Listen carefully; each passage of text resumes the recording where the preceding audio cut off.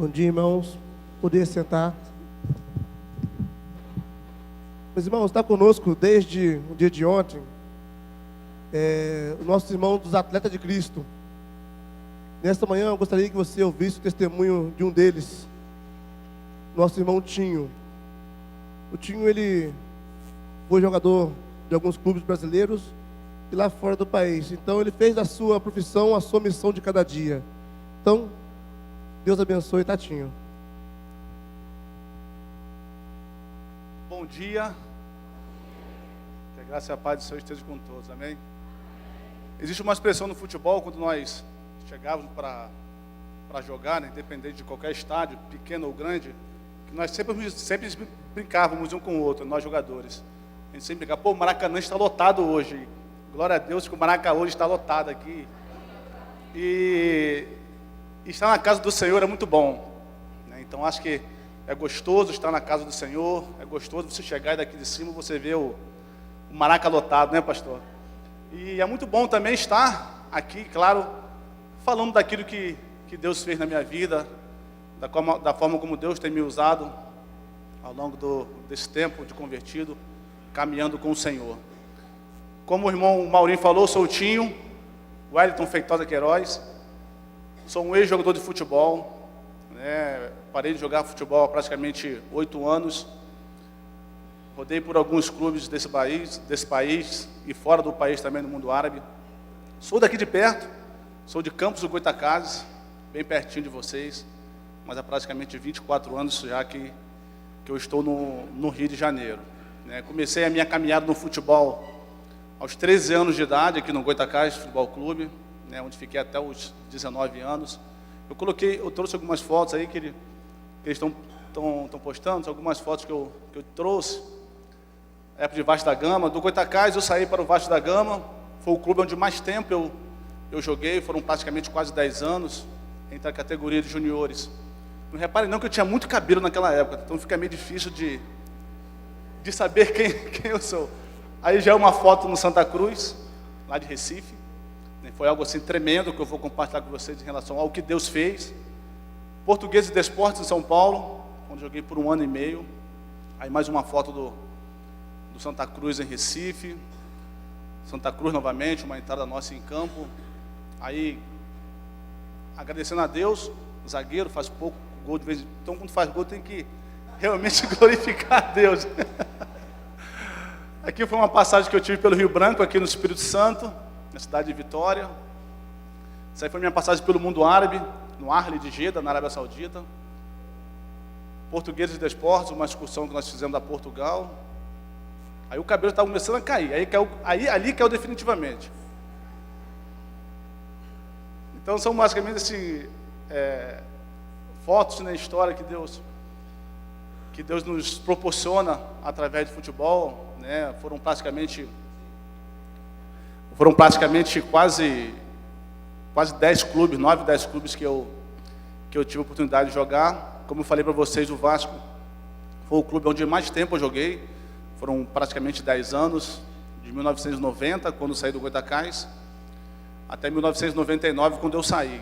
Depois fui para Santa Cruz de Recife, joguei no Sport de Recife também, quando trouxe uma foto. Meu último clube foi o Paysandu, em Belém do Pará, onde joguei por 2 anos, né? E Deus me abençoou de várias formas, né? Muitos foram os títulos, principalmente dentro do Vasco da Gama, que foi o clube que eu mais tempo joguei, 10 anos, foi campeão da Taça São Paulo de juniores, campeão da Taça BH de juniores. Nos profissionais, nós fomos tricampeões carioca, 92, 93, 94, nós fomos tricampeões pelo Vasco da Gama. Inclusive, hoje está se fazendo mais ou menos uns 20 anos que eu não venho em Itaperuna. Eu acho que a última vez que eu estive em Itaperuna foi jogando pelo Vasco da Gama contra Itaperuna, aqui em Itaperuna. Eu me lembro de um detalhe, estava muito quente. Mas aí depois o Itaperuna praticamente saiu daquela questão de primeira divisão e tal, então tem praticamente 20 anos que eu não venho em Itaperuna, e é um prazer imenso voltar, né? E também joguei dentro desses títulos, teve essas fotos que eu te mostrei em relação ao Santa Cruz, foi algo muito, muito especial, assim, de Deus para a minha vida, né? Porque foi um clube que eu joguei apenas 5 meses e foi onde Deus fez coisas maravilhosas, né? Começamos por uma diretoria onde o presidente, aquele que comandava o clube, era um homem de Deus, uma pessoa convertida, um cristão, e Deus fez coisas maravilhosas ali no Santa Cruz. A gente tinha uma equipe limitadíssima, uma equipe praticamente formada, né, por jogadores da casa, e nós conseguimos, depois de 15 anos, colocar o Santa Cruz de volta à primeira divisão do futebol brasileiro. Então foi algo assim de Deus, algo de Deus maravilhoso para nós ali. De fora só havia eu e um goleiro, o Nilson, o resto todos da casa. Então foi uma bênção assim, maravilhosa. Houve uma mobilização na cidade muito grande e nós pudemos ali testemunhar, né, daquela maravilha que Deus fez nas nossas vidas e através das nossas vidas, né? No Paysandu, em Belém do Pará também, não sei se a foto passou, você te mostrou aquela foto, nós tivemos assim uma conquista histórica para o clube do norte do país, onde dentro de uma Taça Libertadores da América, onde nós disputamos em 2003, poucas pessoas conheciam o Paysandu. As pessoas conhecem Vasco da Gama, Flamengo, Corinthians, São Paulo, Botafogo mais ou menos. Botafogo, enfim. Então, e ali no Paysandu nós jogamos uma Libertadores e pegamos o Boca Juniors na Bombonera, onde poucas equipes conseguiram vencer, né? E o Paysandu, naquela tarde de 24 de abril de 2003, nós conseguimos aquela vitória na Bombonera, e algo histórico, algo que eu sei que daqui a 100 anos, né, o povo paraense, a torcida do Paysandu, todos vão estar lembrando daquele feito, né? A vitória em La Bombonera perante o poderoso Boca, onde somente Santos, talvez Fluminense, e foram 4 equipes, se não me engano, 4 ou 5 equipes, 4 grandes, que conseguiram vencer o Boca Juniors La Bombonera. Então essas são mais ou menos algumas das conquistas, né, que o futebol nos proporciona. Essas foram algumas bênçãos que Deus me fez passar através do futebol, né? Isso é maravilhoso, isso é gratificante, isso é gostoso demais, né? Mas eu posso compartilhar com vocês hoje uma coisa que, o maior título da minha vida, a maior conquista que eu obtive na minha vida, aconteceu em agosto de 1990, na segunda igreja batista de Campos, pastor Heber Silva, pregando, e eu me lembro que ele pregou sobre João 3,16, Deus deu seu único filho para tudo aquilo, e aquilo para mim foi maravilhoso, foi tremendo. Eu comecei a conhecer a palavra do Senhor através do grupo de atletas de Cristo, lá em Campos, no Goitacás ainda. Na ocasião, eu só frequentava as reuniões dos atletas de Cristo, às quintas-feiras. O pastor Hermínio, aqui de São Fidélis, havia chegado para o Goitacás, contratado pelo Goitacás, e assim que o Hermínio chegou, o Hermínio começou as reuniões, e todas as quintas-feiras ele me convidava, poxa, vamos lá, a gente já está orando, não sei o quê. E eu sempre escapulindo, né? Sempre saindo pela tangente, até porque eu também cursava a Escola Técnica Federal de Campos, e era o motivo, era uma desculpa que eu tinha para não estar nas reuniões, né? Eu me lembro que teve uma quinta-feira que eu estava com a sexta um pouco mais tranquila em relação à Escola Técnica, e eu decidi ir naquela reunião pequena, numa sala dentro do clube, e ali com poucas pessoas, eu comecei a conhecer algo que eu decidi escolher para a minha vida, algo que mudou a minha vida, algo que faltava para a minha vida. Fui um jovem, posso dizer para você, aquele jovem que toda mãe gostaria de ter. Nunca bebi, nunca fumei, nunca usei drogas, né? Aquele jovem que queria estudar, aquele jovem que já estava envolvido com futebol, aquele jovem que se cuidava em relação à saúde, enfim, mas algo faltava na minha vida.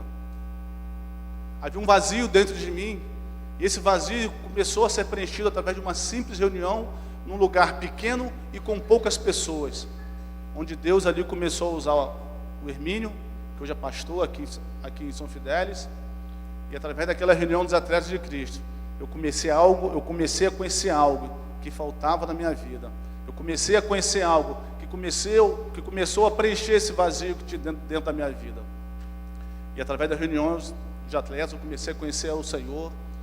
Dali das reuniões, eu comecei a frequentar a segunda igreja batista de Campos, Quando em agosto de 1990, naquela igreja, num culto, um domingo à noite, Deus falou muito forte no meu coração e eu decidi entregar a minha vida para Cristo.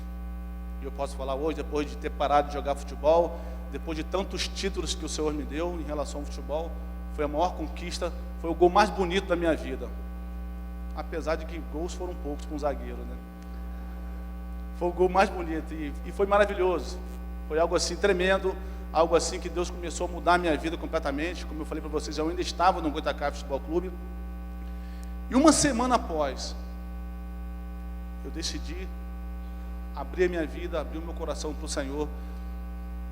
Deus começou a fazer toda uma mudança na minha vida. Deus me tirou do Goitacás Futebol Clube, onde já estava desde os 13, desde 84 eu joguei até 90 no Goitacás, e me levou para um outro local. Me levou para o Rio de Janeiro, me levou para o Botafogo, o time do nosso pastor ali, pelo que eu percebi. Não. E ali no Botafogo eu fiquei uma semana fazendo teste, sendo observado, e as coisas aconteceram, glória a Deus, muito bem. Fui muito bem no teste do Botafogo, passei no teste do Botafogo, mas o Botafogo financeiramente estava como atualmente lá embaixo, e o Botafogo não tinha condições de negociar alguma coisa em relação ao Goitacás. E dali do Botafogo eu acabei indo fazer um teste no Vasco da Gama, e glória a Deus as coisas aconteceram. Dentro do Vasco da Gama eu comecei a jogar ainda na categoria de juniores, e as coisas começaram a acontecer, e Deus começou a fazer tudo aquilo que Ele tinha que fazer na minha vida. Tudo aquilo que Ele tinha um propósito através da minha vida, através do futebol, através do esporte. Como eu falei, no Vasco da Gama foram praticamente 10 anos, saí de Campos. A primeira vez que saí de Campos para o Rio de Janeiro foi justamente nesse teste. Eu não havia ido no Rio de Janeiro, e para mim era tudo novidade. Cheguei no Rio de Janeiro, conheci aquele jovem ali, aquele jovem bonito, camisa listrada, Tione, eles está olhando para trás. Conheci o pastor Zique no Rio, a Tione, e eles me acolheram, porque quando eu saí de Campos, para praticamente para o Rio de Janeiro, eles já ficaram sabendo que eu estava indo, que eu já participava do grupo em Campos, então fui abraçado. Dei muito prejuízo a eles na casa deles, porque eu comia demais, como ainda demais. Então, quando a gente tinha folga na concentração do Vasco, eu ia sempre para a casa deles, só de finais de semana. Então, uma pessoa assim que caminhamos juntos praticamente há 24 anos, como fosse um pai para mim. Eu louvo a Deus pela vida deles. Mas eu glorifico a Deus por tudo aquilo que Deus fez na minha vida e que tem feito. Eu acho que o que eu posso deixar para a igreja hoje, nessa manhã, é a questão da disponibilidade, de você estar disponível para Deus, de você estar dentro de uma situação onde você se coloca disponível para Ele. Aqui nós temos jovens, o congresso de jovens, mas quando nós falamos jovens, nós não estipulamos faixa etária, todos são jovens. E nós temos aqui pessoas em diversas áreas, temos professores, engenheiros, estudantes, enfim, independente da área que você possa estar atuando, independente da área onde você possa estar trabalhando, ou talvez cursando uma faculdade, ou talvez cursando um segundo grau, eu não sei qual área que você atua, mas o que eu posso dizer para vocês é que Deus quer te usar. Deus me usa através do esporte, Deus me usou durante muito tempo através do futebol, Deus usa a Cissa através do karatê, através das disputas que ela tem feito por esse Brasil afora e por esse mundo afora. Visualize você no seu dia a dia, todas as pessoas que você tem contato, todas aquelas pessoas que você tem, que te rodeiam durante o dia. São essas pessoas, esse ambiente onde você vive diariamente, que Deus quer te usar. É nesse ambiente que Deus quer que você seja usado para que você leve a palavra de Deus para aquelas pessoas. Uma imagem como aquela, de você fazer um gol, de você levantar a mão e agradecer a Deus por aquela bênção, é algo que para nós, em algum momento, nós não temos noção de quantas pessoas são alcançadas por um simples gesto. Se não me engano, foi na Copa de 2010, onde na Copa de 2006, o Brasil foi campeão do mundo e tinham vários atletas ali. E uma simples imagem deles ali, agradecendo a Deus dentro do campo, com uma camisa, com um dizer, talvez milhões e milhões de pessoas foram alcançadas por um simples gesto, por uma camisa estendida, colocada no peito deles. E é dessa forma que Deus nos quer, que nós possamos estar disponíveis para que Ele faça um canal de bênção da nossa vida para abençoar outras pessoas. Deus quer usar a mim através de esportes, Deus quer usar você, professor, Deus quer usar você, engenheiro, você, médico, você, estudante. Deus quer te usar. Mas essa disponibilidade começa conosco. Essa disponibilidade começa em você abrir o teu coração para que o Senhor possa entrar na tua vida e fazer toda uma mudança na sua vida. Eu escolhi andar com Cristo. O vazio que eu tinha na minha vida, aquele vazio, algo que faltava ser preenchido na minha vida, foi preenchido pelo Senhor. E eu glorifico. E como eu falo para vocês, foi o maior título da minha vida, foi o gol mais bonito da minha vida, aceitar Cristo como Senhor e Salvador da minha vida. Amém? Deus abençoe a todos.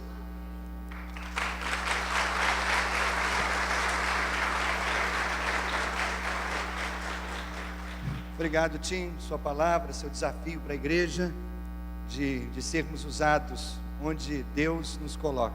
Deus abençoe sua vida, seu ministério.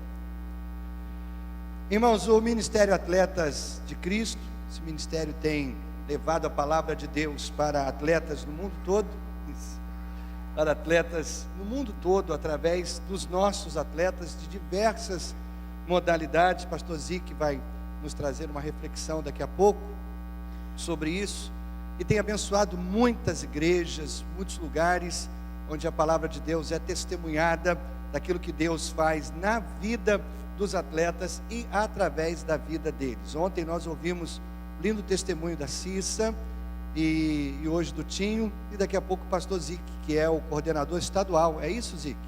Estadual do Atletas de Cristo, né? Vai nos trazer a reflexão daqui a pouco. Irmãos, nós temos muita coisa boa acontecendo em nossa igreja, não quero que você fique de fora. Por favor, preste atenção. Líderes de célula, todos os líderes de célula, nós temos um importante encontro na terça-feira, no Tadel de terça-feira. Então, se seu líder de célula, por acaso, sofreu um grave acidente, não está aqui de manhã, porque líder de célula que falta o culto de manhã é porque foi atropelado, o avião caiu em cima dele, um raio caiu na casa dele, não é? Então, se por acaso seu líder de célula está nessa situação, avise que terça-feira ele precisa estar bem para estar no Tadel. Até aqueles líderes que fazem faculdade, mata a aula, não tem problema. Esse não é o pecado de não matarás, não é? Você não vai quebrar esse mandamento, perdão. Mas na terça-feira eu preciso de todos os líderes de célula no Tadel, ok? No Tadel, terça-feira, todos os líderes, uma conversa muito importante. Tem muita coisa que vai acontecer em nossa igreja até o final do ano, e os líderes de célula são chave para esse trabalho. Então, por favor, se você não quer deixar a sua célula de fora, líder de célula, terça-feira, essa terça-feira é especial no Tadel. Se você quer, assim como o Tinho nos desafiou, se você quer servir a Deus, se você quer servir de uma maneira mais ativa, nós estamos dando a você uma oportunidade de servir. Perfil, tem que ser membro da CIB, mais de um ano, simpático, gosta de lidar com pessoas, tem iniciativa, seja comunicativo, disponível para servir aos domingos, atencioso, simpático de novo, porque deve ser muito importante ser simpático, educado, dinâmico, imparcial. Olha, né? Se você possui essas características, eu acho que sobrou 2 ou 3 pessoas assim, né? Se você possui essas características, eu preciso conversar com você no horário do primeiro culto, lá no salão multifuncional. Já andei convocando aí uma meia dúzia de gente que está apavorada. O Edião ligou para essas pessoas e disse assim: pastor quer conversar com você domingo, fez voz feia, não é? E aí tem gente achando: meu Deus, o que o pastor vai fazer? Eu preciso conversar com você. Deus colocou algo no nosso coração eu quero compartilhar com você. E se você não foi convocado, mas se encaixa aqui nesse perfil, vem também hoje às 18 horas lá no salão multifuncional. Irmãos, hoje nós começamos as novas turmas da trilha, que é a nossa escola bíblica. Nós caminhamos, né, na vida pela palavra de Deus. A trilha é a nossa escola bíblica. Começamos hoje novas turmas. Quantos estiveram na trilha hoje de manhã? Levanta a mão e diz uhul! Olha quanta gente boa, não é? Esteve na trilha hoje de manhã. Começamos alguns livros novos, História de Israel, que eu lembre, Tiago, me ajuda aí, 1 aos Coríntios, carta super importante no Novo Testamento, Salmos, Tiago e Bíblia na Bíblia. Para aqueles irmãos que têm alergia à revista, nós estamos só com uma classe de Bíblia na Bíblia. Isso é às 8h30. Agora às 18 horas nós temos outras classes. Me ajuda aí. Só Tiago. E a trilha Adventure dos nossos adolescentes. Aliás, a trilha Adventure está bombando. Aí uma média de 35, 40, dando pico aí de quase 50 adolescentes estudando a Bíblia às 18 horas. Você está de fora da trilha por quê? Não tem motivo para você estar fora da trilha. Vem estudar a Bíblia conosco. Deus tem feito coisas lindas através do ensino da sua palavra. A transformação começa aí, no ensino da palavra de Deus. Quando Tinho ouviu a palavra de Deus, a vida dele mudou. A Cissa ouviu a palavra de Deus, a vida mudou. É isso que faz a vida mudar. Você quer uma mudança de vida? Vem para a trilha conhecer a palavra de Deus. E aí, irmãos, nós temos em nossa igreja funcionando a Casa do Adorador. Muitos já conhecem a Casa do Adorador. É um projeto social, trabalhamos com a comunidade, evidentemente incluindo várias pessoas da igreja, mas o nosso projeto social, Casa do Adorador, atende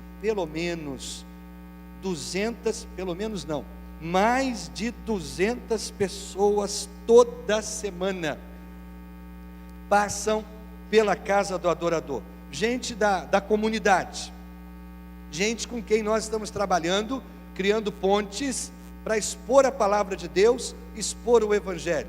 Então, é um trabalho social, abençoa as vidas, é um trabalho espiritual, porque comunica o Evangelho de Jesus Cristo, é uma oportunidade de outras pessoas servirem a Deus, como os professores, que dão aula de condicionamento físico, ginástica aeróbica, violão, guitarra, contrabaixo, teclado, bateria, balé, street dance feminino e street dance masculino e prática de banda.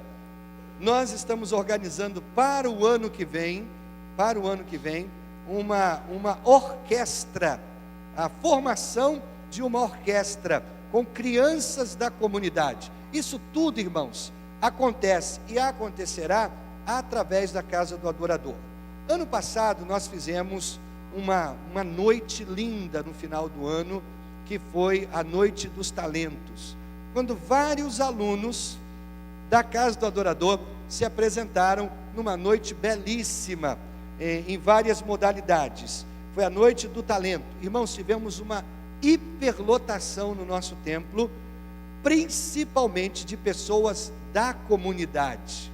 Então você observa e você entende que essa é uma grande oportunidade que a gente tem de pregar o Evangelho para muitas famílias, pessoas que não entrariam na igreja para assistir um culto, mas vêm à igreja para ver o seu neto tocando um violão, vem à igreja para ver a sua filha dançando uma apresentação de balé. E aí são nessas oportunidades que a gente mostra a cara da igreja e a gente anuncia o Evangelho de Jesus Cristo. A Casa do Adorador serve para isso. Nós precisamos fazer um levantamento de recursos para a Noite de Talentos deste ano. E uma maneira que a gente encontrou de levantar esses recursos é fazendo um almoço. Então, semana que vem, domingo, irmã, não faça almoço na sua casa. Ô glória, não é? Não faça almoço na sua casa. Organize aí para... O almoço vai ser na igreja ou vai ser vendido quentinha? Vai ser vendido quentinha. Então, você compra quentinha, leva para casa e você já tem o almoço feito. Então, na próxima semana, esse almoço será revertido todo para a casa do adorador para a noite do talento, que vai acontecer aí nas próximas semanas. Agora, irmãos, última chamada aqui. Nós temos tido contato em nossa igreja, muito contato, com a Universidade da Família. A Universidade da Família, no Brasil, reúne quase 40 cursos diferentes, todos na área da família, ou a maioria na área da família, da restauração do homem, da restauração da mulher, em vários aspectos. E nós temos, com essa ponte maravilhosa com a Universidade da Família, temos trazido para a nossa igreja alguns cursos. E na segunda-feira passada nós começamos o segundo semestre desses cursos, que formam a escola da família na nossa igreja. Homem ao máximo, mulher única, aliança, amor incondicional, como criar seus filhos, entendendo seu adolescente, e o curso Crown de finanças. Iniciamos as turmas na segunda-feira, são 13 semanas de estudos nessas diversas áreas. E foi uma noite muito especial, nós tivemos muitas pessoas, tivemos lotação excedente em algumas turmas que tivemos que formar 2 turmas, e o trabalho está muito bonito. Mas através da Escola da Família, nós temos trazido para a nossa igreja um seminário especialíssimo, chamado Veredas Antigas. Veredas Antigas é um seminário com ensinamentos esclarecedores sobre a dinâmica da alma, onde cada participante terá a oportunidade de ser ministrado pelo Espírito Santo em áreas doloridas do coração. A área da comunicação, a gente vê níveis diferentes de comunicação, armadilhas preparadas pelo inimigo, como resolver um conflito de relacionamento. Na área da batalha pela alma, quem sou eu? A batalha pela alma, como vencer a carne e andar no Espírito. A área de propósito e plano de Deus para a sua vida. Qual o plano e propósito de Deus para você? Liberando a bênção, o poder da bênção, identidade e o destino das pessoas. Na área de identidade e destino, quem é você? Os 7 períodos críticos da vida: concepção, gravidez, nascimento, infância, puberdade, casamento, velhice. 8 padrões de vida. É um seminário, irmãos, que trata a alma. A alma. Eu quero dizer para você, minha ovelha, meu rebanho, com o seminário Veredas Antigas, você não precisa ir para outra igreja, buscar nenhum tipo de trabalho, seminário, final de semana, em nenhuma outra igreja, porque o Veredas Antigas oferece isso dentro da nossa visão bíblica, dentro do nosso entendimento doutrinário. Então, a igreja está oferecendo a você a oportunidade de você ter na sua igreja, com o aval do ministério da sua igreja, um trabalho de alto padrão que vai abençoar a sua vida. O seminário Veredas Antigas, me ajuda, Camila, porque não tem a data aqui, 12, 13 e 14 de setembro, acontece na igreja, e as vagas são de fato limitadas. Se você tem interesse de saber um pouco mais, conversa com a Camila. Se você já conhece o Veredas e tem desejo de participar, você levanta a mão e alguém vai chegar com a ficha até você, e você precisa fazer a sua inscrição hoje, para a gente aqui na frente, ali à esquerda, para a gente encomendar o material essa semana. O material só é vendido para o número de inscritos. Eu não posso comprar 50 apostilas e ter 30 inscritos. Eu preciso ter 30 inscritos e comprar 30 apostilas. A Universidade da Família é muito rigorosa com esses detalhes. Então, o seminário tem número limitado de inscrição. Lá na galeria tem gente distribuindo também. Tem número limitado de inscrição e você precisa garantir sua vaga. Começa sexta-noite, é sábado o dia inteiro e termina domingo de manhã. Então, esse é o seminário Veredas. Qual o compromisso você precisa ter? Está aqui de sexta a domingo. Sexta-noite, sábado o dia inteiro, domingo na parte da manhã, terminando com a hora do almoço, incluindo todas as refeições serão feitas aqui na igreja. Você só volta para casa para dormir na noite de sexta e na noite do sábado. Vamos louvar a Deus, irmãos. Enquanto louvamos, devolvemos nossos dízimos e as nossas ofertas.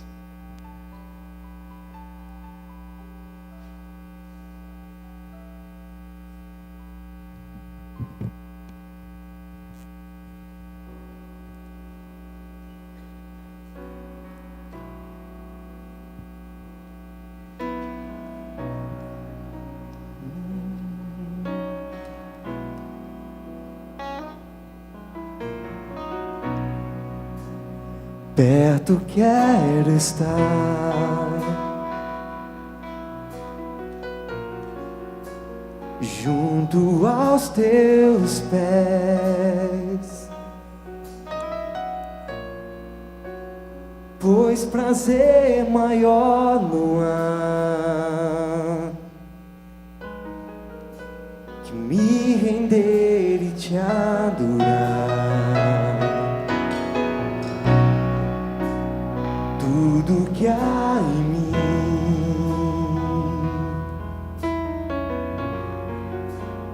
quero te ofertar,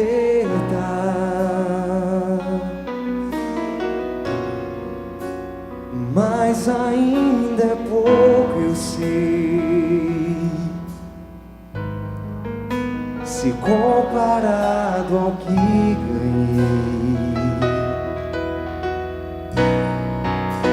Não sou apenas servo, teu amigo me tornei.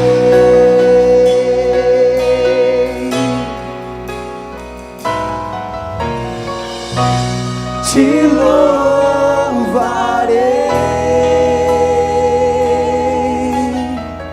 não importam as circunstâncias, adorarei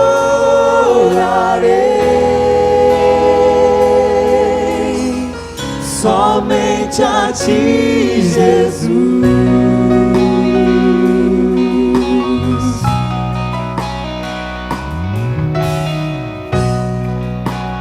Perto quero estar,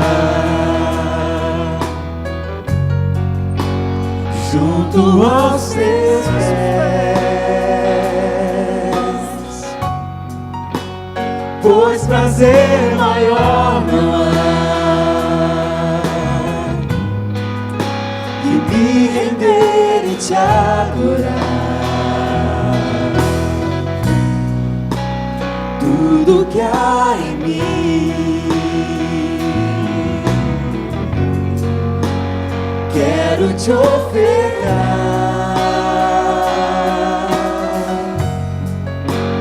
mas ainda é pouco, eu sei, se comparado ao que ganhei. Não sou apenas servo, teu amigo me tornei.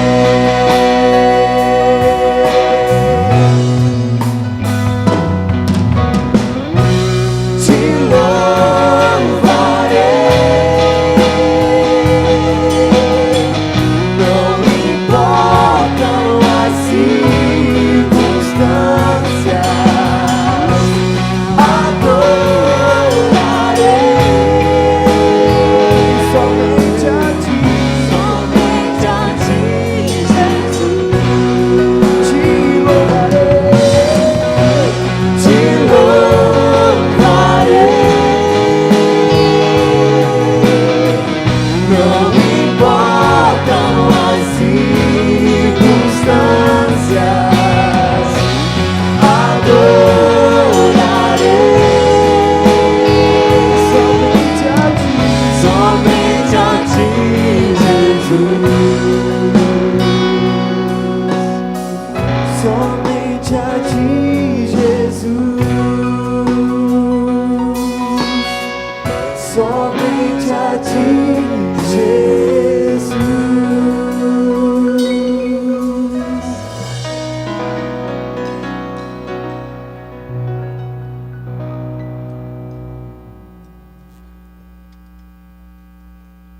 Bem, irmãos, como já foi dito, né, está conosco essa manhã o pessoal do Atlético de Cristo.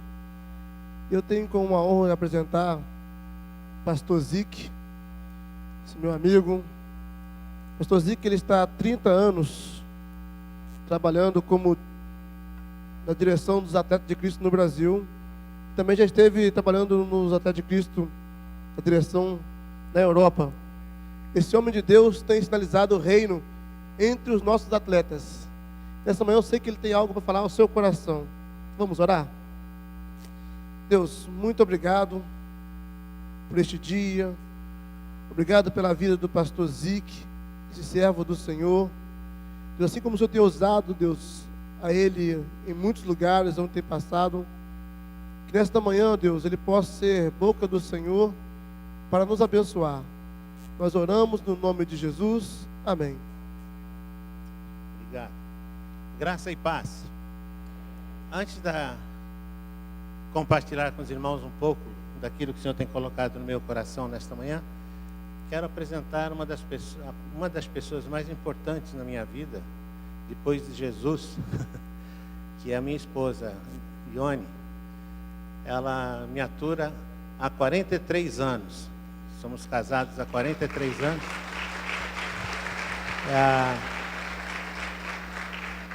E o Senhor colocou Ione na minha vida, porque outra não ia aguentar. Tinha que ser ela mesma. Também que ouvimos falar bastante da Cissa. Cissa, fica em pé aí. O pessoal conheceu, olha que enorme que ela é. Tricampeã mundial de karatê. O primeiro título que ela ganhou foi lutando no Japão contra uma japonesa. A primeira vez na história em que uma sul-americana derrotou uma japonesa no esporte que é um deles. E a Cissa tem o nome dela escrito no Guinness Book por causa desse feito. Mas mais do que isso, mais importante do que ter o nome escrito no Guinness Book, a Cissa tem o nome escrito no livro da vida. Essa é a grande diferença.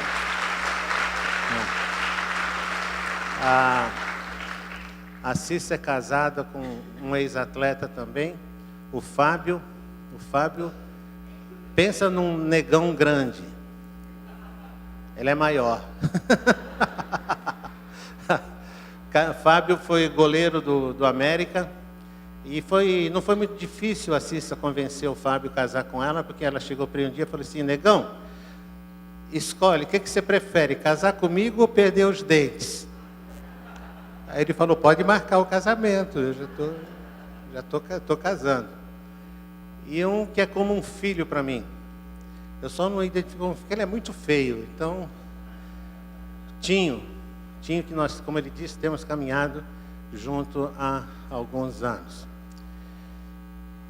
Mas eu queria, antes de começar a minha palavra mesmo, citar mais alguma coisa. Eu recebi um abraço muito gostoso agora da Viviane Mansen, filha de um bom amigo, falecido talvez um pouco mais de um ano, Dr. Eliazar Mansen. Eu era pastor dos jovens da primeira igreja de Niterói, quando o Eliazar e a família chegaram lá, o Marcelo, o irmão dela. E depois que ela saiu dele, eu fiquei lembrando, na minha época de pastor dos jovens da primeira igreja, nós tínhamos um acampamento em Teresópolis. E quando eu tinha acampamento lá, eu sempre convidava o Eliazar para ser um médico, para estar conosco lá para alguma ocorrência. E num culto, num domingo de manhã, eu recebi a notícia de que tinha um acampante que estava lá com um problema muito sério, que ele não podia levantar para vir para o culto. Me vieram, olha, ele não vem para o culto, porque ele está mal lá na cama, e então ele não vem para o culto, ele disse que não vem para o culto. Aí eu fui lá ver. E toda a minha vida eu lidei com jovens. E quando eu li, eu sabia que ele estava mentindo. Eu sabia que não era verdade. Aí eu fui lá e chamei Eliazar. Falei: Eliazar, a história é essa, só que ele está mentindo. Pega uma seringa bem grande aí, uma agulha bem grossa, e vai lá examinar ele, examine. E ele falou: não, deixa que eu já sei o que eu vou fazer. E aí foi lá o Eliazar comigo, e olhou o cara, aí o Eliazar falou: está mentindo mesmo. Aí falou: meu amigo, é o seguinte, Tá, a situação sua aí não é boa, não. Então eu vou aplicar uma injeção em você aí para melhorar isso. Pegou uma seringa desse tamanho. Uma agulha. Quando o cara viu aquela seringa, aquela agulha, foi um milagre. Falei, Eleazar, você é um milagroso mesmo. Porque o cara levantou na hora, pum, ficou em pé. Não, já estou bem, estou bom. Eleazar. Bom, acho que eu já tinha que contar todas as minhas histórias. Já contei. Um amigo meu, uns anos atrás, foi pregar numa igreja, assim, no culto da manhã, e ele perguntou ao pastor, pastor, quanto tempo eu tenho? Uma pergunta mais ou menos de praxe, né? Pastor, quanto tempo eu tenho? E o pastor disse para ele, você fala quanto você quiser. Ele falou, pastor, mas quanto tempo? Não, fica à vontade. Acabei de ouvir isso ali do pastor. E ele disse, mas pastor, domingo de manhã, o pessoal tem culto, tem almoço com família, essa coisa. Ele falou, meu amigo, não se preocupe. Fala o quanto você quiser. Meio-dia a gente vai embora, mas você pode ficar falando. Aí, quando você sair, você encosta a porta da igreja. Está resolvido. Eu não vou falar tanto, mas eu queria compartilhar com vocês um pouco daquilo que o Senhor tem colocado no meu coração. Conforme o Maurinho disse, eu estou trabalhando com atletas há 30 anos. Conheci Atletas de Cristo através do Baltazar, que foi conhecido como artilheiro de Deus. Conheci quando ele veio jogar, ele jogava no Grêmio, e veio jogar um final de um campeonato Copa do Brasil, uma coisa dessa, em 1982, contra o Flamengo, no Rio de Janeiro. Eu ainda era pastor dos jovens da primeira igreja. Eu tinha um programa de rádio, e a pretexto de fazer uma entrevista para o programa de rádio dos jovens, eu resolvi entrevistar o Baltazar. Só que eu até então nunca tinha me aproximado de nenhum atleta. Nunca tinha falado, nunca tinha conversado com nenhum atleta. Fui criado numa igreja em que jogar futebol era pecado. Crente não joga futebol. O joelho que se dobra para orar não é o joelho que se dobra para chutar uma bola de futebol. Nesse ambiente eu fui criado. A bola é o ovo do diabo. Aí que eu descobri que o diabo era ovíparo, né? Eu não sabia que a bola é o ovo do diabo. E alguns até encontravam algumas bases bíblicas para isso. Por exemplo, Jesus disse uma ocasião, mandou tirar as traves. Não satisfeito, mandou jogar a rede no mar. Complicado. Ele disse que o campo é o mundo. Complicado. Isso daí. Ele sempre falava em parabola. E ainda conta a história de um juiz iníquo. Jesus definitivamente não apoiava o futebol, Jesus era contra o futebol. E foi nesse ambiente que eu cresci. Mas gostava de futebol, nunca joguei, sou pior que o Tinho, muito pior. O Tinho, ele é o exemplo do bom crente daquela época, não bebe, não fuma e não joga. Então o Tinho seria o cristão perfeito da época, daquele conceito, não bebe, não joga e não fuma. Mas mesmo lá, a Igreja Batista de Monte Sião, o pastor era o coronel Antônio Ernesto de Souza. E ele era coronel mesmo da Força Pública de São Paulo e coronel na igreja. E ele mandava ali. Tinha um time de futebol lá na igreja.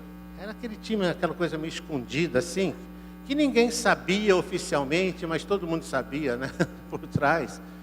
E que eles jogavam todo sábado. Era um time de jovens, jovens da igreja, alguns jovens casados. Todos os sábados eles jogavam lá, tinha um lugar chamado Artulândia, que tinha vários campos de várzea, e lá eles jogavam. E era um time muito bom, tão bom que o jornal Gazeta Esportiva de São Paulo promovia todo ano um torneio de futebol e convidou o time da igreja para participar. E aí foi um problema. A gente já joga escondido de sábado, jogar no domingo, nem pensar. Não dá. Mas aí arranjaram um esquema para eles jogarem só nos sábados. E o time da igreja entrou no campeonato. E eu era adolescente, tinha aí meus 13 anos de idade. E o time entrou no campeonato, ganhou o primeiro, o segundo, não sei quantos jogos eram. Eu sei que o time foi campeão invicto. No sábado. No domingo, o jornal A Gazeta Esportiva, na segunda caderno, publicou assim, letras grandes: Monte Sião, campeã invicta do futebol de várzea. Eu me lembro daquele domingo de manhã na igreja, da sessão extraordinária da igreja. Vocês riem porque vocês não estavam lá. Sessão extraordinária da igreja, domingo de manhã. Eu me lembro de um zeloso diácono, do seu Emídio Pinheiro. Você vê com as coisas... Isso já tem 50 e tantos anos. Eu me lembro do diácono Emídio Pinheiro, lá na igreja, com o jornal na mão, em pé, no meio da igreja. Isso é uma vergonha! O nome da igreja misturado com futebol! Vocês sabem o que aconteceu? Imaginam, né? Todos foram excluídos da igreja. Todos foram excluídos da igreja. Se alguém dissesse para mim naquela época que um dia eu estaria no ministério esportivo, lidando com o pessoal do futebol, falando, interno, é maluco, esse cara não sabe o que ele está falando. Não é possível. Hoje, quando eu me lembro dessa história, eu fico pensando em que oportunidade aquela igreja perdeu. Que oportunidade? Os últimos 30 anos surgiu Atletas de Cristo no Brasil. E que o Senhor tem levantado para alcançar não só atletas, mas muitos torcedores com a mensagem de Jesus Cristo. Daqueles que foram excluídos da igreja, eu só me lembro, e alguns se tornaram profissionais de futebol. Me lembro de uns, pelo menos 5, que saíram daquele time, porque naquela época não tinha esse esquema de empresário, dessas coisas. O pessoal olhava assim, na várzea, escolhia aqueles jogadores que achavam que tinham valor e levavam para os clubes. E 5 foram. E eu me lembro do Zequinha. O Zequinha jogou em vários clubes lá em São Paulo, também no interior. E o Zequinha, que eu me lembro, foi o único que depois que encerrou a carreira de futebol, ele queria dar uma educação cristã evangélica para os seus filhos e voltou para a igreja. Os outros, todos, nunca mais voltaram. E eu fico triste quando eu penso que enquanto a igreja estava tentando atrair pessoas pela porta da frente, expulsou um monte pela porta dos fundos, e futuras gerações também, daqueles que saíram e que nunca mais voltaram. Por isso que eu louvo o surgimento agradeço a Deus, surgimento de Atletas de Cristo. E quando eu comecei a ouvir falar de atletas cristãos no meio do esporte, Baltazar, o artilheiro de Deus, João Leite, o arqueiro de Deus, eu tinha dúvida se eles eram realmente cristãos evangélicos ou se era um tipo fazer. Por isso eu fui entrevistar o Baltazar, mais para saber se era verdade ou se ele era um tipo. E Baltazar mostrou e mostra que é um homem de Deus até hoje. Já encerrou a carreira dele, mas por onde Baltazar passou, ele deixou um legado, ele deixou uma história. Baltazar foi jogando pelo Atlético de Madrid e ele foi reconhecido como o cristão mais conhecido na Europa nos últimos 100 anos, por causa do testemunho dele no Atlético de Madrid. Mas o que é ser atleta de Cristo? Você ouve falar de atletas de Cristo, mas tá, o que é atleta de Cristo? Eu às vezes recebo um telefonema ou me pergunto, pastor, como eu posso ser um atleta de Cristo? Tem carteirinha? Tem que fazer inscrição? Paga mensalidade para ser atleta de Cristo? Eu quero hoje, rapidamente, antes do meio-dia, para vocês não irem embora, dizer o que é ser um atleta de Cristo. Em primeiro lugar, para ser um atleta de Cristo, a condição primeira, ele tem que ser de Cristo. Se ele não for de Cristo, ele pode usar boné de atleta de Cristo, camisa de atleta de Cristo, falar coisas bonitas, dizer. Mas se ele não é de Cristo, se ele não teve a sua vida transformada, se ele não nasceu de novo, ele não pode ser um atleta de Cristo. João capítulo 3, diz que Nicodemos correu para Jesus e perguntou para ele: Senhor, o que eu preciso fazer para herdar a vida, herdar o reino? O que Jesus disse? Você tem que nascer de novo. E ele falou: nascer de novo? Como é que eu posso nascer nessa idade? Como é que eu posso voltar lá para o ventre da minha mãe e nascer de novo? Aí, como diz os portugueses, Jesus disse assim: ó Nicodemos, pá, tu não percebes nada. Não percebes. E Jesus disse: Nicodemos, você não está entendendo. Não é disso que eu estou falando. O que é nascido da carne, é carne. O que é nascido do sangue, é do sangue. O que é nascido da água, fisicamente, vai continuar fisicamente. Você precisa nascer do Espírito. Esse é o novo nascimento. Então você precisa ter o seu encontro com Jesus Cristo. Pastor Fanini costumava dizer: o homem que nasce uma vez, morre duas. Morre fisicamente e morre espiritualmente. O homem que nasce duas vezes, morre uma vez ou talvez nenhuma. Porque se ele nasce fisicamente e espiritualmente, ele pode morrer fisicamente, não espiritualmente. E se Jesus voltar antes da sua morte física, ele não morre nenhuma, que ele vai ser arrebatado. Então quem nasce uma vez, pode morrer duas. Mas quem nasce duas vezes, pode morrer uma vez ou talvez nenhuma. E como você pode nascer a segunda vez? Paulo diz assim: se com a tua boca confessares a Jesus como Senhor, e em teu coração creres que Deus ressuscitou dentre os mortos, serás salvo. Paulo disse para o carcereiro: crê no Senhor Jesus Cristo e serás salvo tu e tua casa. Mas se eu perguntar assim, qualquer pessoa: você acredita em Jesus? Você crê? Claro que eu creio. Mas há uma diferença entre você crer e confiar. Você crê, você pode ir no aeroporto, todos os dias você vê os aviões levantando, indo para qualquer lugar do mundo. Todo dia. Você pega a ponte aérea para São Paulo, ou pega um avião.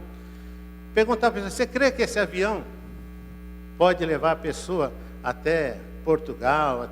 Claro que eu creio. Muita gente já foi. E você pode passar a vida toda crendo nisso e nunca entrar naquele avião para fazer essa viagem. Mas vai chegar um dia que talvez você tenha que entrar naquele avião. E aí não é só uma questão de você crer. Você tem que confiar que aquele avião é seguro para te levar até o destino que você vai.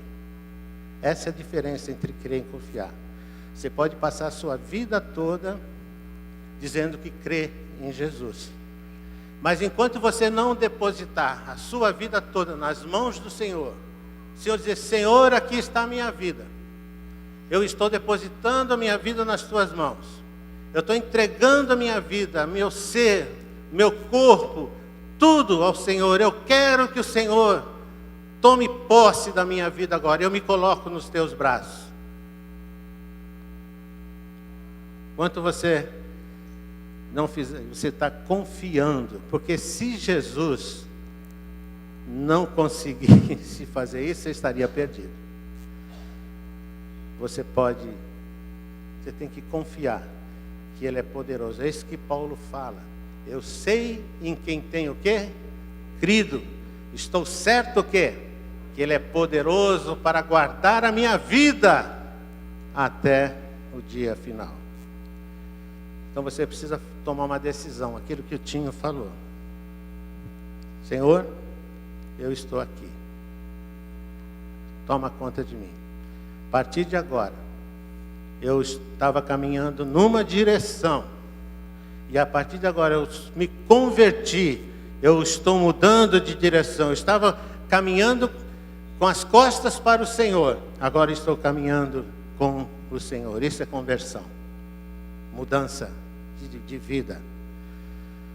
Todas as pessoas que chegaram à presença de Jesus nunca mais voltaram pelo mesmo caminho. Você vê isso lá quando Jesus era pequeno e os magos do Oriente foram lá visitá-lo. Diz o texto que depois deles estarem com Jesus, eles não voltaram pelo mesmo caminho.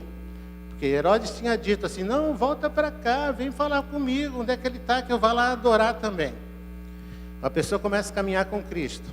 Tem amigos que vão dizer, olha, você pode ter sua fé, pode ter sua religião, mas não esquece da gente não, volta para cá conosco. Não. Quem teve um encontro, quem esteve na presença de Jesus, nunca mais volta pelo mesmo caminho. Outra característica de um atleta de Cristo, então, o atleta de Cristo, ele teve um encontro, ele tem Jesus Cristo como seu Salvador. Uma outra característica do atleta de Cristo, que o atleta de Cristo, ele lê e estuda a palavra de Deus. Ele tem um compromisso com o Senhor e ora. O Senhor disse lá em Mateus, errais não conhecendo as Escrituras nem o poder de Deus. E muitas vezes nós erramos, porque nós não conhecemos as Escrituras. E quando eu digo de ler e estudar a Bíblia, não é aquela leitura dinâmica da Bíblia, não, né? O cara faz soube da história do cara, vocês já devem ter ouvido isso, que ele costumava assim, abrir a Bíblia para ver o que Jesus tem para falar comigo hoje. Abria a Bíblia assim, fechava o olho, e aí ia lá o versículo que Jesus tinha para falar. Ele disse que ele fez isso um dia, e quando ele botou o dedo, estava assim, e Judas saindo enforcou-se. É isso, né? Não tem muito para mim, não. Judas enforcar, está me mandando enforcar, tentar de novo. Abre lá. Vai tu e faz o mesmo. Complicado isso, né? Ah, não. Não é isso, não. Ainda tem alguma coisa errada, hein? E tudo que tens de fazer, faz-o bem depressa. Não é você jogar sorte com a palavra de Deus. Paulo escreve a Timóteo, ele diz o quê? Procura apresentar-te a Deus aprovado como obreiro, o quê? Que maneja bem a palavra da verdade. O atleta de Cristo, ele tem que estar pronto para quando aquele colega perguntar a razão da esperança que há em você. Ele fala, eu não sei não, mas espera que eu vou conversar com o meu pastor domingo lá e na semana que vem eu te falo. Não, você tem que estar pronto, você tem que conhecer a palavra de Deus. Você tem que ler, estudar, meditar. O atleta de Cristo faz isso. Ele medita na palavra de Deus e ora. Quando nós lemos a Bíblia, Deus fala conosco. Quando nós estudamos a Bíblia, Deus fala conosco. Quando eu oro, eu falo com Deus. E é uma rua de duas mãos. É como essa luz aqui, ó. Tem dois fios. Para a luz brilhar, tem que dar os dois fios ligados. Se você cortar qualquer um desses dois fios, a luz Assim também, para nós brilharmos, tem 2 fios que nos ligam: leitura bíblica, estudo bíblico e oração. Caminham juntos. Essas 2 coisas caminham juntos. Podia parafrasear aquela parábola da figueira, como se Jesus estivesse dizendo assim: eu sou a central elétrica e vocês são as lâmpadas. Todo aquele que está atarrachado em mim, brilha.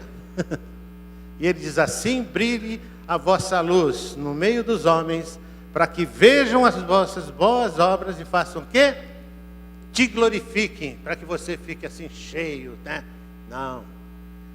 Você quer glorificar a Deus na sua vida? Assim brilhe a sua luz no meio dos homens, para que vejam as suas boas obras e glorifiquem ao Pai que está nos céus. Você acha que você glorificar a Deus é ficar na igreja no louvor? Oh, Senhor. Aliás, alguém disse que a hora que a igreja mais mente é na hora do louvor. Porque na igreja, tudo entregarei. Saiu dali, nada. Senhor, aqui eu estou, faz de mim o que quiser.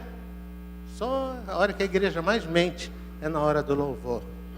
Que ela está cantando coisas que ela não vai fazer, não vai praticar. Mas pode ser um objetivo também. Então não vou cantar mais. Calada. Não vou cantar. Não, você pode colocar isso como um alvo. Senhor, tudo eu entregarei. Eu quero, daqui para frente, colocar tudo mesmo nas tuas mãos. Mas já está chegando o meio-dia. Brincadeira, são 11 horas. O atleta de Cristo é alguém que tem Cristo como Salvador. Atleta de Cristo é alguém que ora. E atleta de Cristo é alguém que fala de Jesus às outras pessoas. Vocês ouviram aqui o Tinho falar que ouviu, alguém falou de Jesus, a Cissa, e todos ouviram de alguém. Aliás, essa foi a ordem que Jesus deixou para nós: ide por todo o mundo e pregai o Evangelho a toda criatura. Isso não é invenção da igreja, isso é uma ordem que Jesus deixou para nós. A nossa responsabilidade de pregar o Evangelho, anunciar Jesus Cristo como Salvador. João Leite, que é um dos nossos fundadores, ele declarou que o atleta, ele tem que ser um referencial positivo no meio do esporte. Todo atleta cristão, ele tem a obrigação de ser um referencial positivo no meio do esporte. Em 1983, Baltazar jogava pelo Flamengo do Rio de Janeiro, e num jogo no Maracanã, no intervalo do jogo, o treinador, na época, humilhou o Baltazar no vestiário, xingou o Baltazar. Não foi ele que me contou isso. Falou um monte, e tinha lá, na época, um goleiro reserva do Flamengo chamado Abelha. E o Abelha que me contou isso. E o Abelha disse que não era crente. E o Abelha estava lá no vestiário. E ele disse o seguinte, falou: dizia que se o treinador, fulano de tal, tivesse falado para mim, naquele dia, 1/3 do que ele falou para o Baltazar, o mínimo que eu teria feito, eu teria dado um murro na cara dele. O que ia acontecer depois eu não sei. E quando eu fiquei olhando o Baltazar, e o cara falando tudo para ele, o Baltazar, cabeça baixa, não abriu a boca. E ele falou, e eu comecei a pensar lá no meu canto: se tem um Deus no céu, é o Deus do Baltazar, e eu quero conhecer esse Deus. E o Abelha se tornou um irmão nosso, porque no vestiário de Maracanã, ele viu o testemunho de um cristão, e não só de alguém que fala. Aliás, alguns dizem que foi Santo Agostinho, outros dizem que foi São Francisco, que declarou: pregue sempre, Se for necessário, use palavras. Pregue sempre. Se for necessário, use palavras. O que ele estava dizendo, viva de tal maneira que as pessoas, que você não precisa dizer nada, as pessoas vão perceber que tem algo diferente em você. Silas, que jogou na seleção brasileira, jogou aqui no Vasco, teve uma passagem terrível pelo Vasco. Ele saiu do Rio de Janeiro praticamente assim, derrotado de todos os sentidos. E foi para a Argentina. E ele me ligou uma semana antes de ir para a Argentina e falou, Zico, estou indo para a Argentina. Eu falei, Silas, você é maluco, cara. Você vai para a Argentina, cara. Você vai ficar os caras te chamando de macaquito lá o tempo todo. Ele falou, Zico, é a única porta que abriu para mim. Ele morou comigo uns 3 meses lá em casa, antes da família vir para o Rio. E um dia ele estava lá no quarto dele, tocando violão, lá no quarto de casa, triste, cantando. E eu perguntei, Silas, como é que está? Ele falou, Zico, quando você está no alto da montanha, e ele já tinha jogado na Europa, já tinha sido campeão, foi quando você está no alto da montanha, você olha lá de cima e você é absoluto, você vê tudo. Mas hoje, Zico, hoje eu estou dentro de um vale. E não só estou dentro de um vale, como estou dentro de um poço. Eu não consigo enxergar nada na minha volta. Então eu só estou olhando para cima. É onde eu estou esperando. Eu só posso olhar para cima. E ele falou, e foi para a Argentina. Foi para jogar 6 meses, ficou 4 anos jogando lá. E ele começou a reunir um grupo, fazer reuniões de atletas na casa dele. Um dia ele chegou e convidou um lateral direito do time dele, São Lourenço del Magro, que foi campeão aí agora. E ele convidou esse lateral. E o cara falou, mas é para fazer o quê? Ele falou, não, lá não, falar sobre Deus, orar. E o cara falou para ele assim, ó, nunca mais você me chame, que eu não quero saber desse negócio de Deus, eu não gosto de oração. Silas levou um susto. Nunca mais você me chame para isso. O Silas tá bom, respeitou. Como eu disse, ele ia ficar 6 meses, ficou 4 anos. E quando ele estava voltando para o Brasil, ele foi lá no vestiário a despedir do pessoal. E quando ele estava lá, esse jogador disse para ele, Silas, você vai embora quando? Ele falou, mais 1 ou 2 dias. Só resolver algumas coisas, estou indo embora. E aí esse jogador que ele descobriu que era um judeu argentino, esse jogador disse para ele assim, Silas, me fala sobre Deus agora. E o Silas levou um susto, falou, você é maluco, cara, eu passei 4 anos aqui e você falou, nunca me fale disso, agora que eu vou embora, você pede para eu falar?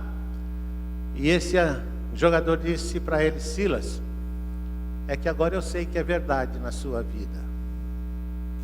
O cara passou 4 anos olhando a vida do Silas para ver se aquilo que ele falava, ele vivia, era real na vida dele. Hebreus diz que nós temos a cercar-nos uma grande nuvem de testemunho. Você não sabe, mas você está sendo observado. Você não sabe, mas você está sendo visto na sua casa, no seu trabalho, na sua escola. E a sua vida pode estar atraindo pessoas para Jesus ou afastando pessoas de Jesus. Basta o que você está fazendo. E você pode dizer para mim, tá legal, Zico, foi muito legal, você falou esse negócio de atletas de Cristo, que lê, estuda, que faz essa coisa, achei muito legal, mas acontece que eu não sou atleta. Você não é atleta, mas Jesus precisa de donas de casa de Cristo. Qual é a missão? A missão da nossa vida é você ser sal e luz aonde você estiver. Jesus precisa de estudantes de Cristo. Jesus precisa de operários de Cristo, de taxistas de Cristo, de médicos de Cristo, de advogados de Cristo, de operários de Cristo, universitários de Cristo, porque você está colocado ali, naquele lugar, para fazer a diferença.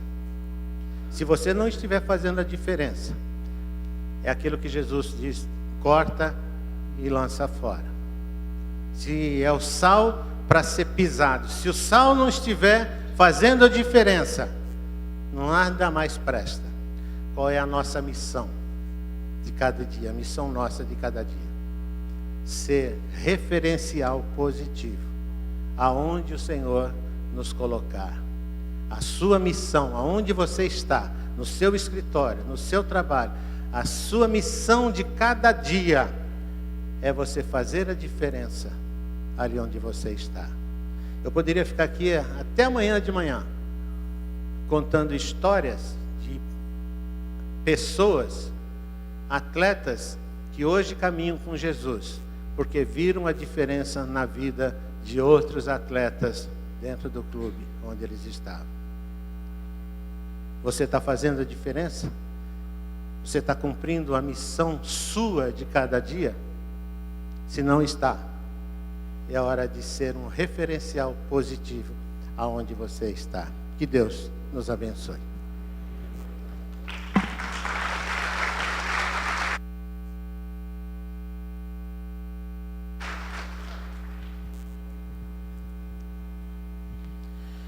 Senhor, eu quero te dar graças por esta manhã tão preciosa que o Senhor me permitiu estar aqui sendo abençoado por esses irmãos nesta igreja.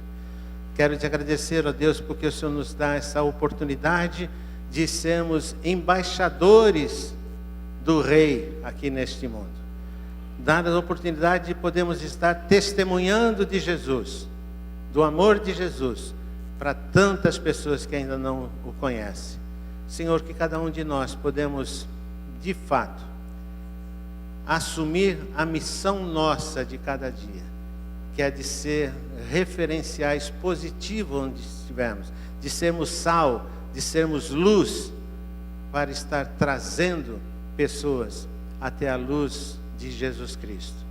Obrigado, Senhor, pela esta igreja, obrigado pela liderança, obrigado pelos irmãos. Dá-nos uma continuidade de um domingo na tua presença, é que eu te peço em nome de Jesus. Amém, Senhor.